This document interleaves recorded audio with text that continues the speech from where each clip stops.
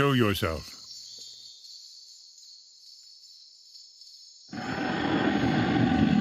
No. No, stay back. Please, stop this. No. Please, my son, forgive me. Forgive me. Please.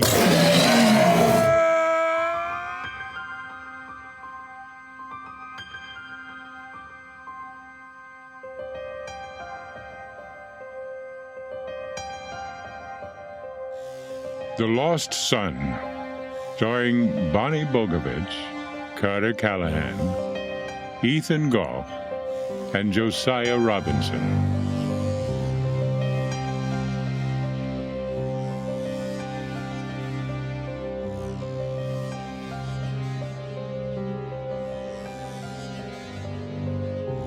Written and directed by Cole Burgett.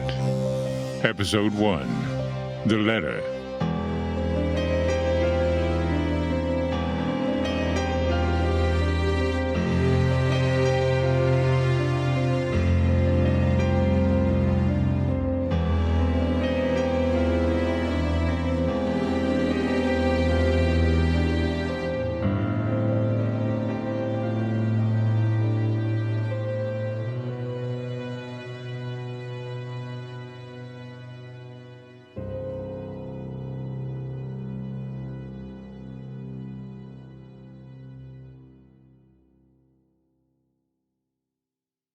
The year was 1899. Charles and I had only just become engaged to be married. I had my license to practice medicine and was operating from my flat in New York City the day the letter came. Dr. Emily, am I going to die? Good heavens, Lydia. It's only a cough. No, Miss Lydia. I do not think it likely. But I think it likely you might get out of your studies for another day or so. As if she needs an excuse to that end, running around all day with those dime stories and penny dreadfuls her father insists on reading. Let me see if I have something for that cough. She spends more time filling her head with morbidities and other strange fantasies than she does in her studies. If she had any wits at all, she would follow in your stead, Dr. Goodwin. The times are changing. You are a true modern woman, practicing medicine, a sophisticate. Yes, well, I would not be so quick to dismiss those dime stories, Mrs. Braithwaite. I was once enchanted by them myself. Ah, here we are. Give her a spoonful a day until it's gone. That should clear up her cough with relative quickness. She'll be back to her studies in no time at all. We are ever in your debt, Dr. Goodwin. Oh, nonsense. I'm always happy to see my favorite patient. Just remember, Miss Lydia, we must all grow up sooner or later. Just not too quickly. What do we say, Lydia? Thank you, Dr. Emily. You're very welcome. Excuse me. Well, I do beg your pardon. Good day, Mr. Danforth. We were just leaving. In that case, good day, Mrs. Braithwaite. And Lydia. Come along, Lydia. Bye, Dr. Emily. Goodbye, Miss Lydia. Horrid woman, that one. I can only imagine what she's like in the confines of her own home. Pretense, Mr. Danforth. It's all these people know. How's that for pretense? You'll have to try harder than that. Why are you not changed? We're going to be late. Oh, Charles. I have no desire to spend my evening feigning interest in these people. And I cannot imagine you desire to do so either. This dinner party will be nothing but a room full of Mrs. Braithwaites. Yes, well, if you intend to become Mrs. Danforth instead of remaining Ms. Goodwin the rest of your life, won't you at least make an effort to get along with your future neighbors? Oh, I get along with them fine enough. I write their prescriptions, and I do not ask any more questions than necessary to do just that. Please, Emily. This evening is very important to me. To your wealth and status, you mean? Do you not come from the same stock? You mean, why do I not feel the need to flaunt it? Damn it, woman. Would you please just come along? We will leave early, I promise. We need only make an appearance, but an appearance must be made. Very well, Mr. Danforth. I will go and change. Thank you. Oh, yes, I nearly forgot. Here, this came for you in the post. Oh? I found it outside your door on my way in. A letter from a secret admirer? An old flame, perhaps? That was Charles's sense of humor. But he had no idea the irony lacing his words. I recognized the handwriting the moment I saw the letter. and I could hear Andrew's voice as my eyes raced across the page. My dearest Emily, I pray this letter finds you well. It has been some time since last we spoke, and I wish it under better circumstances that I write you now. However, I believe the day that I have long feared is at hand, and I know not where else to turn in this dark hour. Please, come to Ballard Hall at your earliest convenience. If inconvenient, I beg you to come anyway. If not for the sake of the memories residing here, then let it be for the sake of the bond once shared. Ever your friend, Andrew. Emily? My dear, is something wrong? I did not know where to begin. What could I say to Charles that would help him understand why I went and began packing my bags right then? There was too much history to explain away. Too much hurt and regret. At least that's what I told myself at the time. When I came down the stairs with my things, he was standing at the door, Andrew's letter in his hands. Emily, please, I do not understand. It will only be for a few days, Charles. Why are you going back there? Because he asked. But Andrew is from an old life long gone, Charles. And that is why I do not understand why you are going. Had I been honest with myself then, I would have admitted that I did not understand my decision either. But I was still young. Don't worry, I will write you upon my return. Up until the moment I held that letter in my hands, I had not known whether I would ever hear from Andrew Ballard again. In my mind, he was gone. Not forgotten, but part of another life, one I thought I'd left behind. But the past has a way of returning, an echo that carries down the corridors of time. I know that now.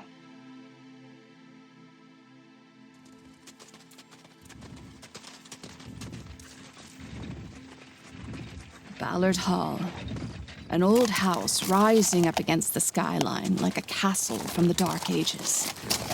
A remnant from a time of superstition and the sword. You sure you want me to drop you off here, miss? Town's not too far along the trail, just to that force up there. Oh, yeah, this is fine, thank you. You're a brave lady, miss, hanging around this old place with all that's been going on around here.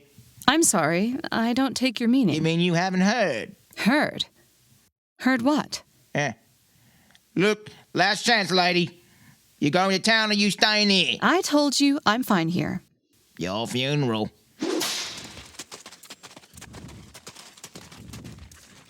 I stood there, looking at the old place. When I first left for New York, I could sometimes see that place in my dreams. Once, Ballard Hall had been a majestic home, the sign of a great and powerful family. Now, vines crept up its high walls, practically strangling it. Even in the cold light of day, the place looked positively dead. Andrew? Mr. Ballard? Hello? Not a light burned in the place. I suppose it was curiosity that pulled me further into the darkness. I entered that regal sitting room. Every stitch of old hand-carved furniture was covered in dust, but all the pieces were arranged just as I remembered them to be. Even those family portraits remained on the walls. There was the mother, a woman I had never met. Her skin was pale and sickly, but her eyes were bright and kind. The father was there as well. This one I had met. A stern man. Even in his picture, his face was cruel. And then, hanging between them, the portrait of their son. A handsome young man with his mother's eyes and his father's disposition. Is it as you remember? I suppose he should have startled me. He emerged in silence, as if from the very shadows of the room. But perhaps I had expected it. More or less. It is good to see you, Andrew. And you. To be honest, I'm surprised you came. Why would I not? Shall we take a walk? Lead on.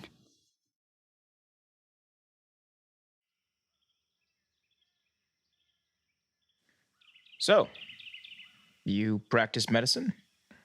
In New York, no less. I do. You sound surprised. Not at all, actually. I read in the paper some years back about you saving the lives of those people on board that train.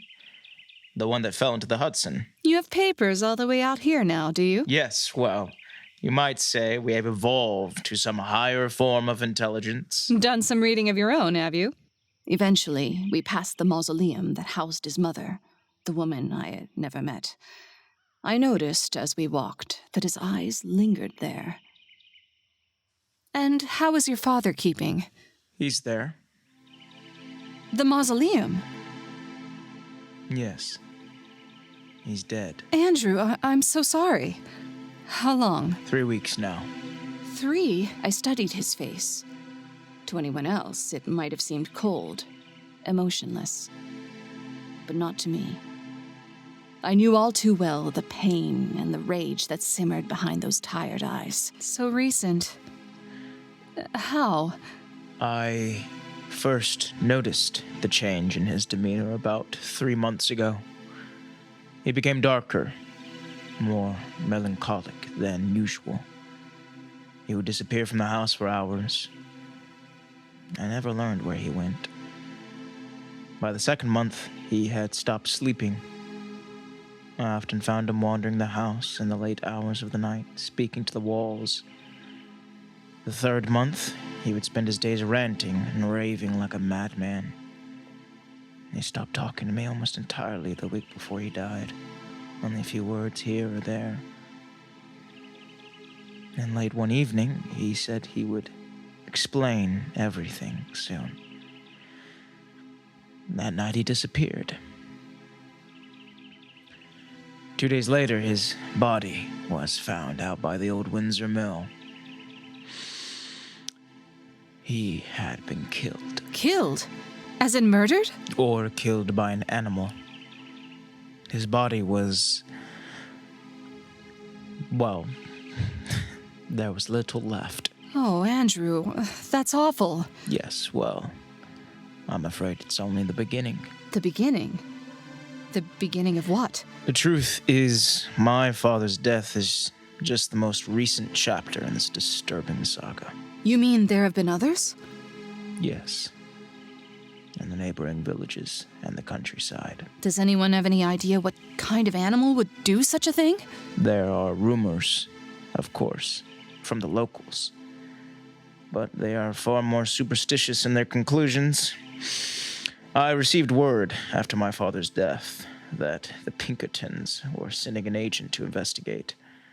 Their man was due to arrive some days ago, but no one has seen him. I suppose the man leading the investigation now is Arthur. Arthur? He's still here?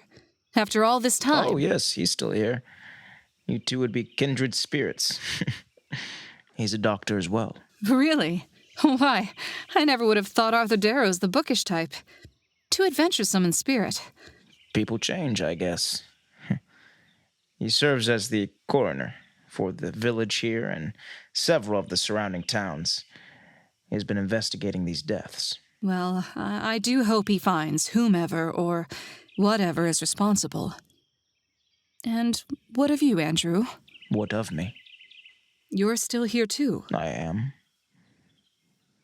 Carrying on the family legacy, as was expected of me. Legacy? Yet I do not detect the presence of a ring on your finger, other than... This old thing? It looks like some kind of signet ring. Yes. It was my father's. Is that a... it looks like some kind of wolf? Yes, it's a unique design.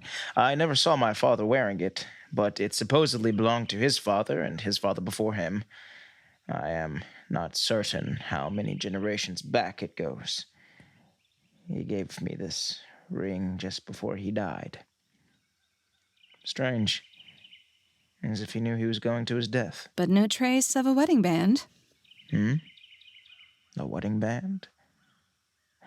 Oh, no. Since we parted ways, I Well, I suppose I simply never went looking. And you? What of me? Do you have someone? A part of me wondered if I had addressed the letter to the correct name. I do, but I am still Miss Emily Goodwin, for the time being. Is he a good man? He is. He reminds me of my father in some ways. Kind and gentle. But he is, most unfortunately, a man.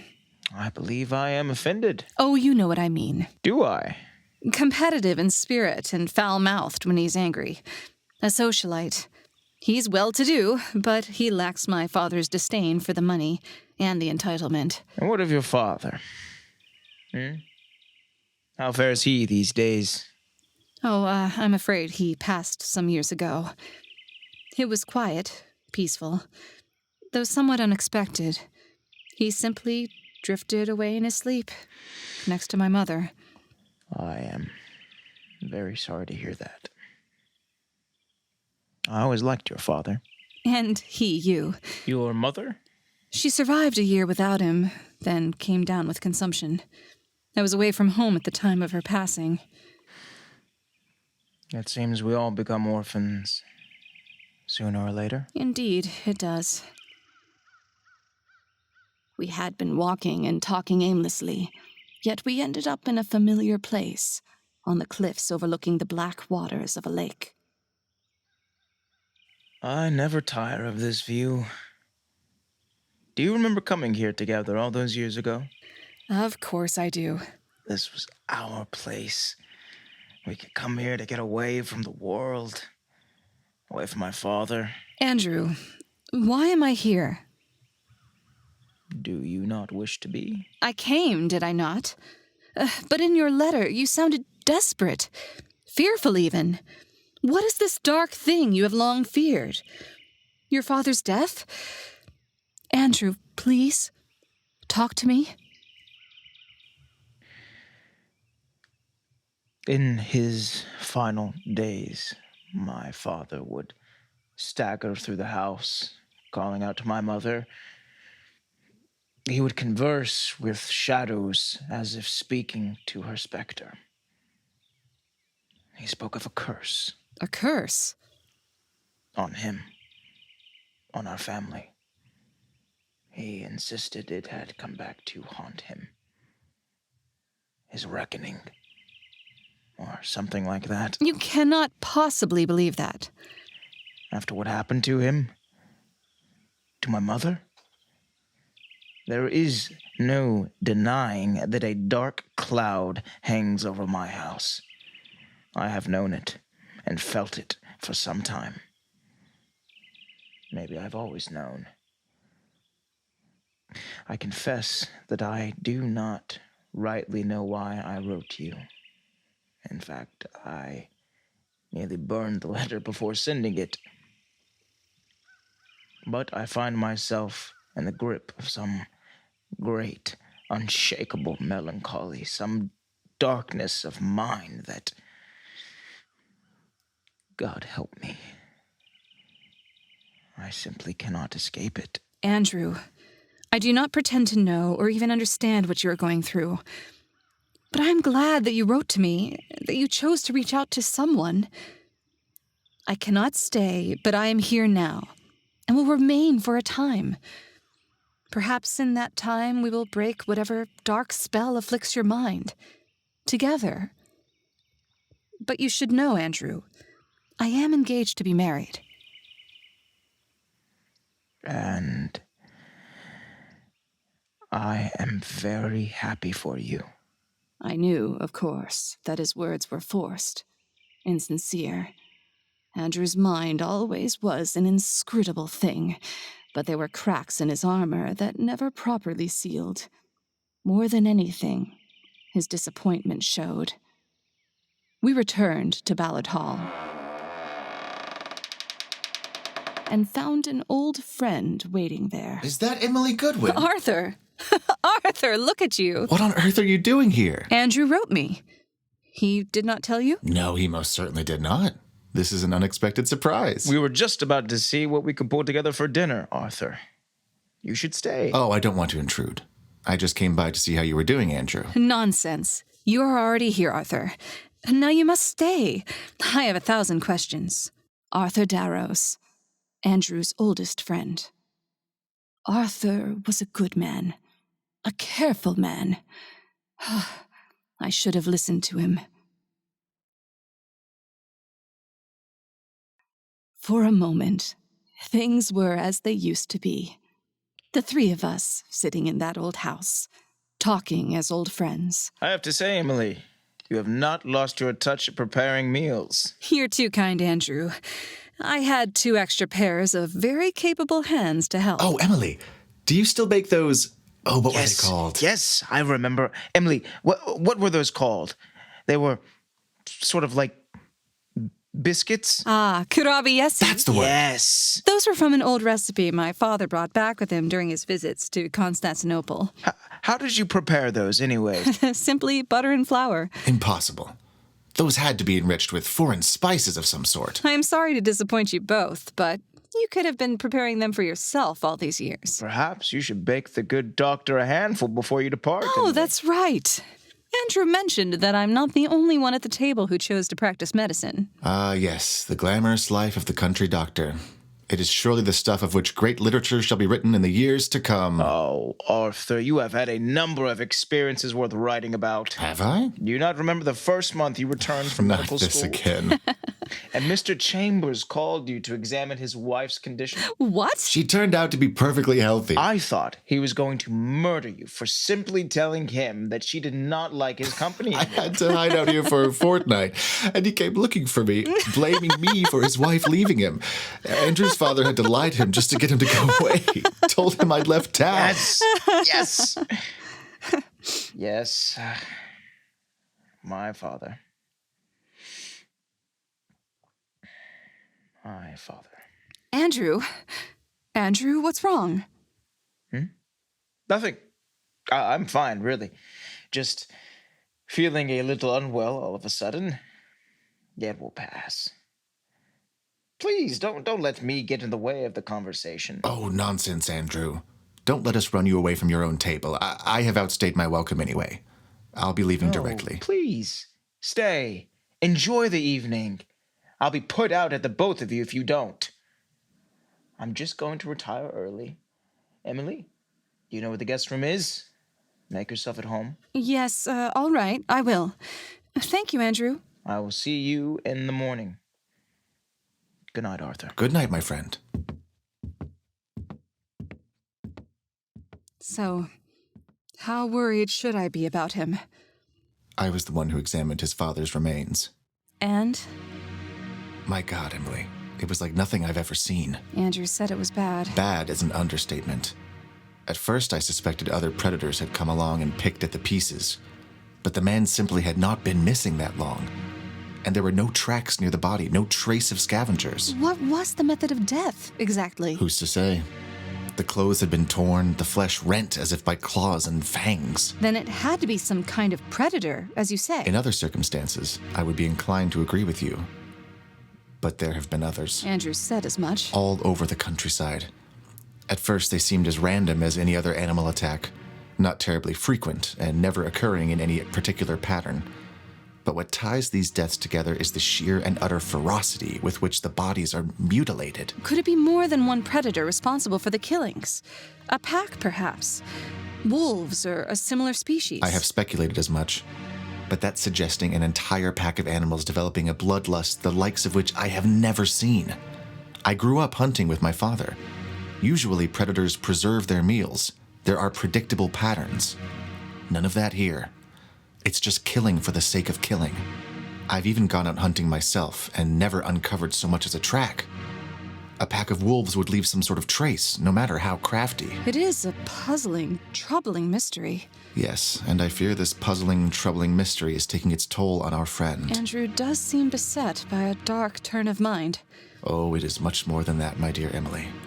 He is on the precipice of something far worse than a mere dark turn of mind. I fear Andrew has fallen into the clutches of what the ancient Christians called acedia, a kind of spiritual torpor that has turned him against the very notions of joy and peace. You have religion now, Arthur? I have traveled and studied, but the locals here are a damned superstitious bunch. Yes, Andrew mentioned they have different ideas.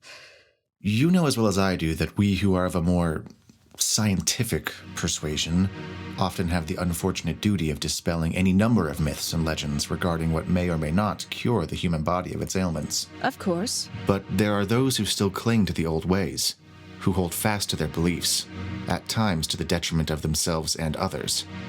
As such, you and I stand at the crossroads of the past and the future, unraveling the old to make room for the new. Your point, Arthur, please? There is an old legend about the Ballard family, a legend that goes back long before their family moved to America. It's a story that the villagers have turned to for an explanation in the wake of John Ballard's death. What legend, Arthur? What are you talking about? I'm surprised Andrew never told you. Though, as I suspect, it was not much discussed in this household. As I think about it now, the fact that he never mentioned it isn't so surprising after all. His father worked fervently to dispel such talk among the people. Speak plainly to me. What superstitions? What legend? It is an ancient story. At some point in generations past, it was said the Ballard family was placed under a curse from a soothsayer or a witch. Andrew mentioned something about a curse earlier today. What kind of curse, Arthur? Lycanthropy. Or so the story goes. Werewolfism? That old tale? Oh, please. You cannot be serious. Old tale or not, these are the rumors spreading about with haste. It is this very thing his father went screaming about in the weeks leading up to his death. Though I myself find it difficult to reconcile such things with what I know, I do believe it within the realm of plausibility that a scientific explanation exists. A scientific explanation? I thought you were Andrew's friend. And here you are speaking of Andrew as if he is somehow biologically predisposed towards madness. I am his friend, and he mine. But look at his family's history, Emily. First, his mother takes her own life. Any woman forced to live with a man like his father would surely consider doing the same. And then look at what happened to his father. But his father was killed, Arthur. He did not take his own life. Yes, killed because he wandered off into the forest in the dead of night. You were not here, Emily. In the days before his demise, John Ballard was not in his right mind. And now I fear that Andrew is himself falling into the same mental labyrinth as his parents. It is too easy for a man locked away in an old house such as this, which bears so many painful memories, to become lost in the mazes of his own mind. And you believe him destined to follow his parents to the grave? You misunderstand. I do not believe Andrew destined to be anything like his parents. However, it is not what you or I believe that makes the difference. It is what Andrew believes. And that, dear Emily, is what frightens me. So the locals believe it to be Andrew? This monster going around killing people? So it would seem. I cannot believe this idiocy. I fear that Andrew himself is beginning to believe it. Then we put a stop to it. I will get him out of this house tomorrow. We will go into town and simply be two regular old people milling about. They will see he is no monster. Andrew has not emerged from this place in a long time. Believe me, he will not have a choice. I hope you can do what I could not.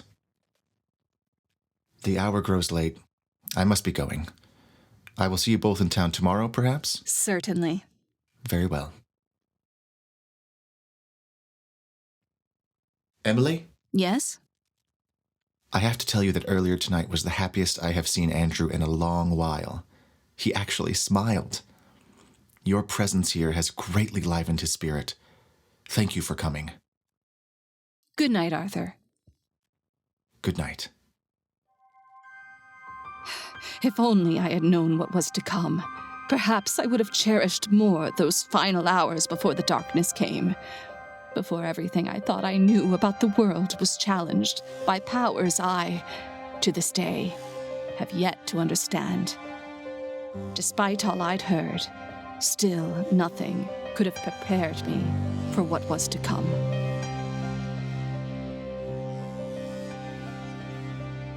The Lost Son, starring Bonnie Bogovich as Emily Goodwin, Calahan as Andrew Ballard, and Josiah Robinson as Arthur Darrows. Featuring Georgia Keith as Mrs. Braithwaite, Angeles Gonzalez as Lydia Braithwaite, Andrew Murano as Charles Danforth, and Dave Howell as John Ballard. Audio production by Drew Koessler. Produced by Esther Medina and Ethan Goff. Written and directed by Cole Burgett.